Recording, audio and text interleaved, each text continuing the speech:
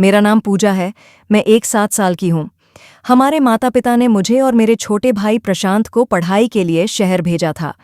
हम दोनों एक छोटे से किराए के कमरे में रहते थे। प्रशांत मुझसे 1 साल छोटा है, एक 16 साल का। हम दोनों एक दूसरे का बहुत ख्याल रखते थे।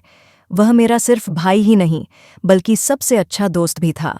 शुरुआत में सब कुछ सामान्य था, लेकिन धीरे धीरे मैंने उसमें एक बदलाव महसूस किया।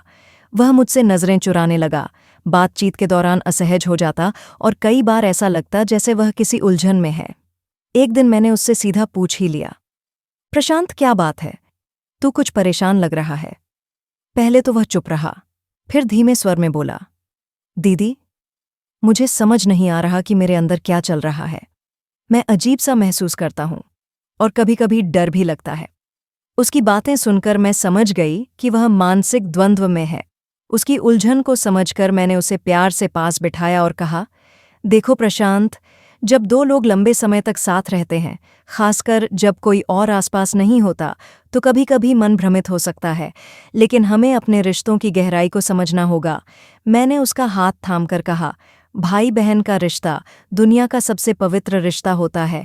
इसमें किसी भी तरह की उलझन या संकोच की जगह नहीं होनी चाहिए। ये बस एक भावना है जो समय के साथ खुद ब खुद खत्म हो जाती है। प्रशांत चुपचाप मेरी बात सुनता रहा। मैंने उसे समझाया कि ये सब कुछ अकेलेपन और उम्र के बदलाव के कारण हो सकता है। हम यहाँ पढ़ाई के लिए आए हैं, हमें अपने लक्ष्य पर ध्यान देना चाहिए। यही उम्र है जब भावनाएं भटक सकती हैं, लेकिन सही और गलत को समझकर ही हमें अपने भविष्य की नींव रखनी होती है। उसकी आंखों में एक सच्ची शर्मिंदगी थी, लेकिन साथ ही एक राहत भी। उसने मेरा हाथ थामकर कहा, दीदी, मुझे माफ करना। मैं खुद भी बहुत परेशान था। आपकी बातें सुनकर अब मुझे दिशा मिल गई है। उस दिन के बाद हमारा रिश्ता और भी मजबूत हो गया, बिना किसी उलझन के, पूरी समझ और आदर के साथ। उस दिन के बाद से प्रशांत में एक सकारात्मक बदलाव आने लगा। अब वह पहले की तरह खुलकर मुझसे बात करने लगा।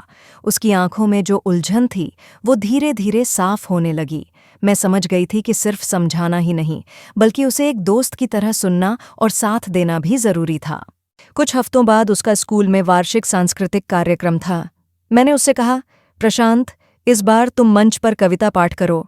तुम अच्छा लिखते हो और तुम्हारे शब्दों में भावनाएं होती हैं।